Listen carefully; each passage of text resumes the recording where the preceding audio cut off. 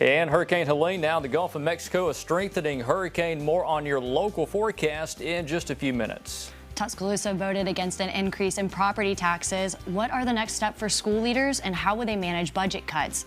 And the Tuscaloosa County Commission approved their budget for the next fiscal year. We'll tell you where the funding will go. WVUA 23 News starts right now. This is WVUA 23 News. Good evening and thanks for joining us. I'm Laura Vale in tonight for Jabari Pruitt. Our top story tonight is the weather. Helene is now a hurricane. Chief Meteorologist Richard Scott has been tracking this system all week. Richard, where is the storm now? Hey, Laura, right now in the central Gulf of Mexico, we're moving northward into the central Gulf of Mexico, just north and east of the Cancun area. Right now, rapidly developing here. A hurricane, now a Category 1. Here's the latest information from the National Hurricane Center. Winds up to 85 miles per hour. So again, it is a strengthening hurricane. And the latest path of this thing, this is not good for the Big Bend region of Florida there. And now projected to come in as a Category 4. That is a significant hurricane. A lot of storm surge up to 18 feet. In that Big Bend region of Florida. Now, the main impact is going to be near and east of the Panama City area. So for Alabama's Gulf Coast, no major impacts at all out of Helene there. And again, on this path, we expect the storm to go up through Georgia and then into Tennessee. The entire state of Florida, Georgia, and South Carolina has some sort of tropical storm warnings or hurricane warnings. We'll talk more about the Alabama forecast here in just a few minutes. Laura? And being prepared is critical to keeping families safe when severe weather approaches. Water, food, and first aid supplies are things you may think of when getting ready to weather a storm. But what about your medications? It's important to refill and pick up your prescription in advance of the storm. It's important to safeguard your medication from different environmental factors, say extreme heat, extreme cold, as well as wet and rainy conditions that can impact the potency of your medications. Pharmacists say you should also make sure you have over-the-counter medications like ibuprofen, acetaminophen, antacids, allergy medications, and vitamins to get you through a storm and the days following. Police have made arrest from a shooting earlier this week inside the Little Caesars Pizza off Highway 69 South. It happened during an altercation between 4 teenagers and the victim. Investigators located a suspect vehicle the evening the 16-year-old occupant was taken into custody. The other 3 suspects were identified and arrested this morning. They're aged 15, 16, and 18. All were charged with assault. The 15-year-old was taken to juvenile detention, and both 16 and 18-year-olds, Nicholas Tubbs, are in the Tuscaloosa County Jail with no bond. Tuscaloosa has now set a grim new milestone. Our homicide rate is at 17 for the year, surpassing our old record of 16 set back in 2006. And we're only 3/4 of the way through this year. We had 11 homicides in all of last year. The latest homicide was discovered over the weekend in Stillman Court Apartments off 17th Street. No one's been arrested in this case. A coal miner has died at Oak Grove Mine in Bessemer. The United Mine Workers of America confirmed 52-year-old Jose Lara died in an incident overnight.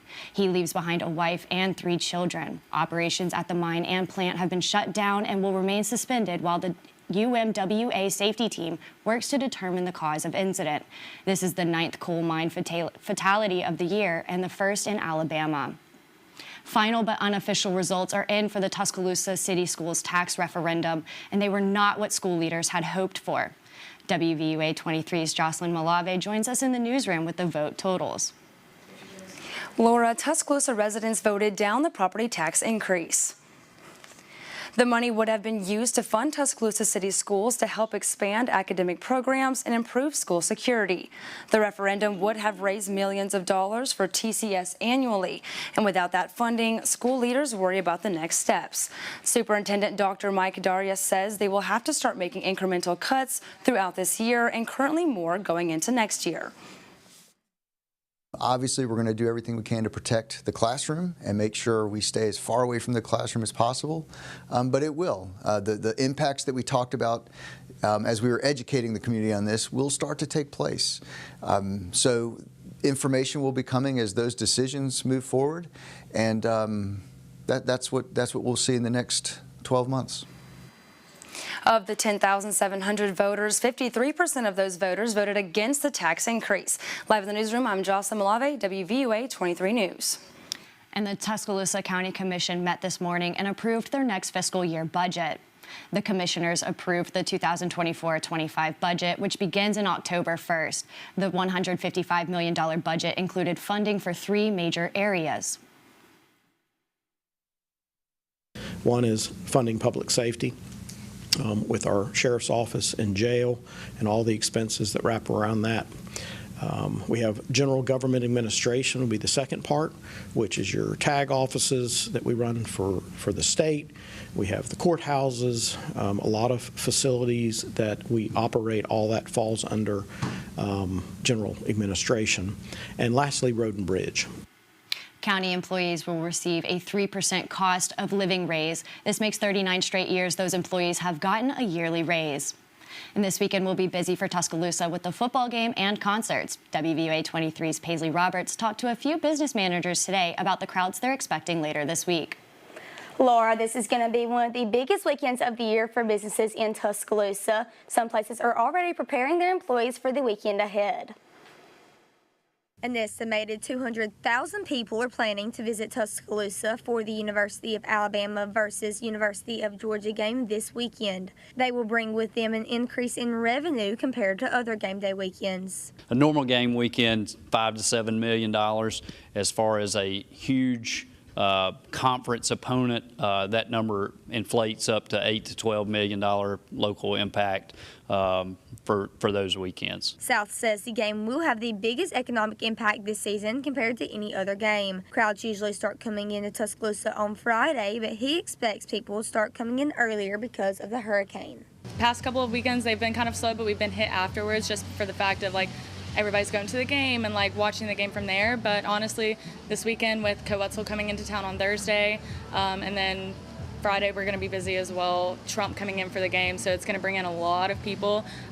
Georgia in general, but the game last year was huge, so I'm really excited to see how it's going to affect Jack Browns for this year. The influx of people affects businesses in Tuscaloosa, requiring managers to schedule more staff than normal. Rosso is talking to her team about working quickly while still giving customers a good experience at the restaurant. Obviously, we want everybody to stay safe, so we're going to actually have security out here for the weekend, just to make sure that everybody is, taking accountability for what they have going on and making sure that everybody's okay. South says give yourself more time in traffic when going to eat and during security at the stadium because Tuscaloosa will be way more crowded than normal game days.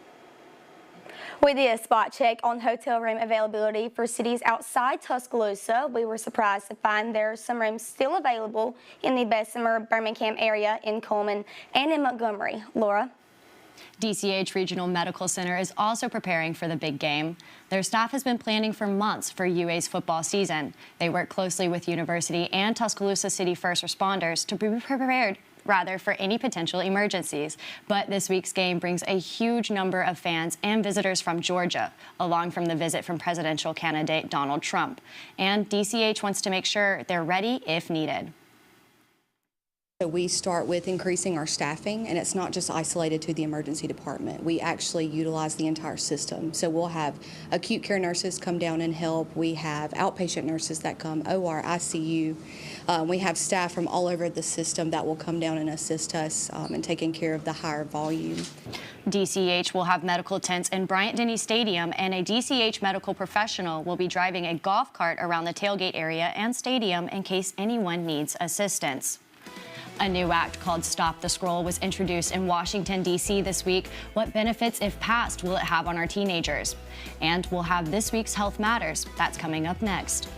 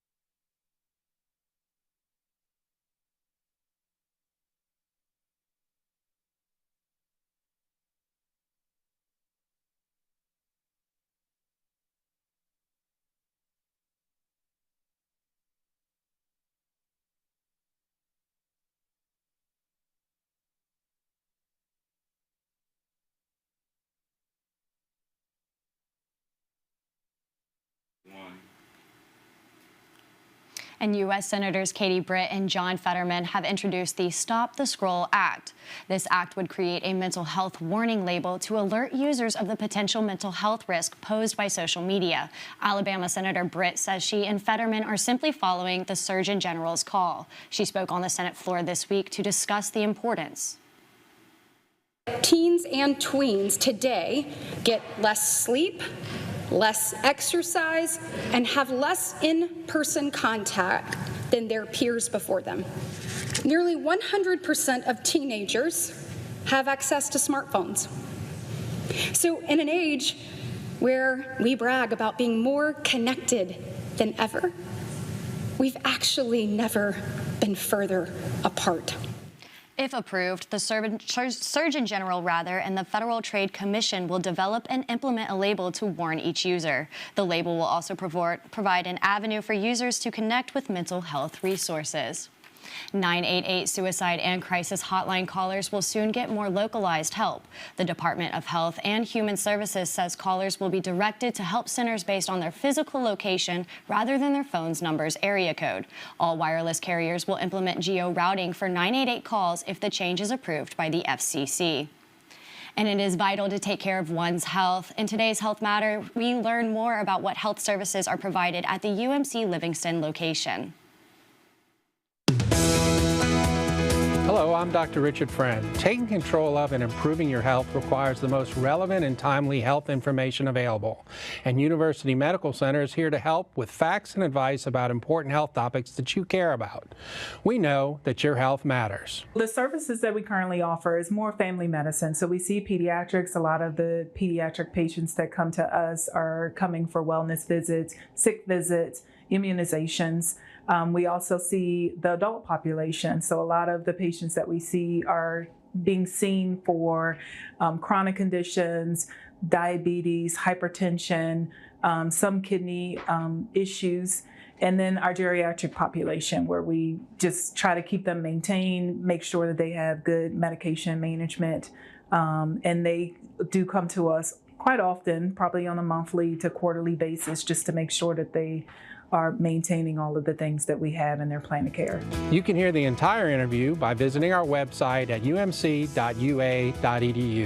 And for all your primary health care needs, visit University Medical Center with locations in Tuscaloosa, Northport, Demopolis, Fayette, Carrollton, and Livingston. Thanks for watching, and we'll see you next time on Health Matters.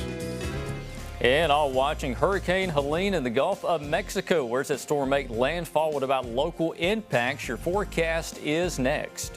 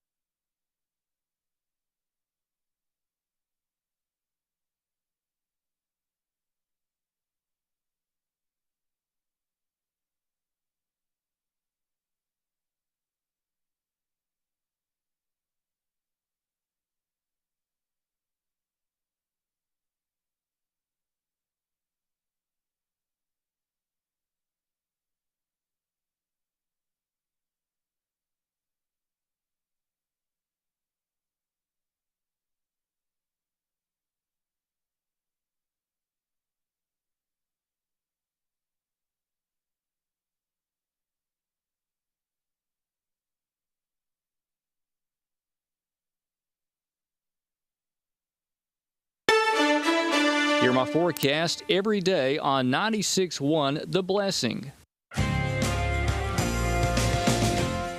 And start you off live this evening on the Alabama Gulf Coast. This is in southern Baldwin County. You are looking live at Gulf Shores, Alabama. And you know, with a view like that, it's hard to believe there's a quickly developing hurricane south of that camera location in the southern Gulf of Mexico. In fact, the weather nearly perfect along Alabama's beaches right now. The surf will begin to pick up, though, I think by later on tonight. Let's go to our Demopolis camera. This is over in North Marengo County, looking back towards the southwest direction, towards the Tombigbee River. The temperature right now is 77 at that camera site in Demopolis. Skies partly sunny, and from Broadiddy Stadium here in Tuscaloosa, 78. Not bad in terms of the air temperature this afternoon out there. And again, you're looking north from the stadium over the Walk of Champions and back towards University Boulevard. Had quite a bit of rain earlier today in the Tuscaloosa area, much of West Alabama getting some of that rainfall. The rain is gone now back into southeast Alabama and Georgia. Well, let's hop into the tropics to talk about it. Here is Hurricane Helene, which is a quickly wrapping up tropical cyclone. See, just north of Cancun now and to the northwest of Cuba. The storm is beginning to get better organized now. And again, we're likely seeing a rapid intensification develop here. Winds at 85 miles an hour. It is moving north. It's made that turn. We talked about that happening in the latest track, and this is devastating news for the Big Bend region of Florida. We now expect this to come in as a Category 4 hurricane. That is a very significant hurricane, and not only that, it's a very large size too, so it's going to affect a huge area. Panama City and east, we got some hazardous weather for you in that area because this hurricane here. But the good news for them, places like Destin back towards Pensacola, Gulf Shores, Orange Beach, no major hazards expected from Helene. That's going to be just east of there. Yeah, the weather's going to be rough there at times, but in terms of significant impacts, it will be to your east. And this storm comes up into Georgia, still a hurricane near Macon, Georgia by Friday morning in the pre-dawn hours, and comes up through the Atlanta metro. Here's the hurricane warnings for much of the Big Bend region of Florida there, southern Georgia and central Georgia there. Also that hurricane warning, and for the first time that I can ever remember, I've never seen the entire state of Georgia in a hurricane or a tropical storm warning in the entire state of South Carolina and all of Florida except for the row of counties in the panhandle there to the west of Destin. We also have a row of counties in East Alabama. Wind not an impact for West Alabama. Yes, it's going to be breezy Thursday night into Friday. Most of the heavy rain is going to be in East Alabama Thursday night into Friday. West Alabama, you could actually dodge some of the rain from Helene as the impacts will be again, mainly off to the east there. So we've got 70s for highs on Thursday and Friday. The better rain chance on Thursday will be across East Alabama. Flooding and stronger winds there. Friday, showers and breezy conditions around then for the weekend. Laura, we're looking better with improving weather conditions just in time for some Alabama football. And we were talking about this earlier. What is the size of the storm? It's incredible. It's one of the larger tropical cyclones we've had in a long time. This is comparable to the size of Hurricane Ivan back in 2004, even the size of Hurricane Katrina. Not quite to the intensity of Katrina, but it's such a large wind field. It's going to affect a huge area. All right. Well, Gary Harris is here for sports. Gary? Yeah, guys, it's impacting some football games, too. We'll have more on that coming up in sports. Plus, Alabama continued practice preparations for the mega matchup against Georgia this weekend. And Auburn head coach Hugh Freeze has been playing the woulda, coulda, and shoulda game this week. Details coming up next in WVUA 23 Sports.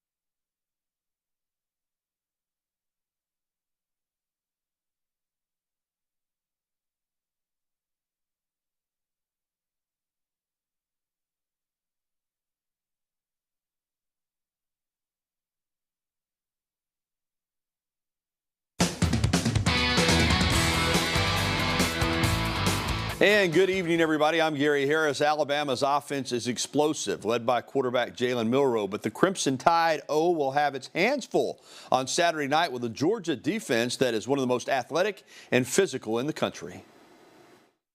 I think they're excellent. I think when you look at them, I think there's lots of things that stand out. But I think first and foremost, they have quality players. I think at all three levels, long, fast, explosive players. And then on top of that, I think the coaching staff there does a fantastic job. They're excellent coaches. They have a great system in place. They have years together running that system. And so it's a great challenge. And yeah, they're excellent. Indeed. Alabama practicing today indoors because of the rain. I would assume that's why they were indoors. St. Crispin Indoor Facility. There's Jalen Milroe, defensive back. Keon Sabb has been a really good player for Alabama so far. He has stepped in at that void that was created when Caleb Downs went to Ohio State. Tim Keenan has been one of the better interior defensive linemen in the SEC. I love looking at video of those big, strong defensive linemen. There's Tim Smith. You're going to see Jaheim Otis, number 10. These guys are going to have to play well. And then there is Jamarian Latham out of Pickens County High School. Alabama defensive coordinator Kane Womack. You're going to see him pop up here in just a moment. He is going to discuss the challenge of facing the Georgia offense coordinated by Mike Bobo. I think offensively, Mike Bobo has had a really tremendous career, has done a great job wherever he has been. I think he has been very efficient with his offense here, the last couple of years. I think he's done a really good job of attacking people. He's aggressive, takes shots at different parts, keeps you guessing, keeps you off kilter, and then certainly is committed to being able to run the football as well. Well, Auburn head coach Hugh Freeze has been playing the woulda, coulda, shoulda game this week. With Oklahoma set to visit Jordan-Hare Stadium this Saturday for a 2:30 matchup against his Tigers, Coach Freeze has been lamenting the losses to Cal and Arkansas. And you've lost 2 football games that were winnable games, and that stinks, and it's no fun, and it's it's hard to take. It's just one thing to get beat, and that happens sometimes, and certainly not lessening Arkansas. So, man, congratulations to Coach Pittman. He did a great job in rebuilding his team through the portal, and got some great additions there, and they're playing really solid football. But certainly it was a game we felt like was winnable, and when you don't come through and get that, it stinks, and I understand it and get it and hate it. And Laura, let me mention this. Hurricane Helene is going to impact some football games this weekend. Obviously, Valdosta, Georgia's right in the path. Valdosta State was set to host the University of West Alabama from just down the road in Livingston in a huge Gulf South Conference matchup. Both teams are unbeaten. UWA 17 in the country. Valdosta State is number 3 in the country, but that game has been canceled due to Hurricane Helene. All right, well, that's it. We'll be right back.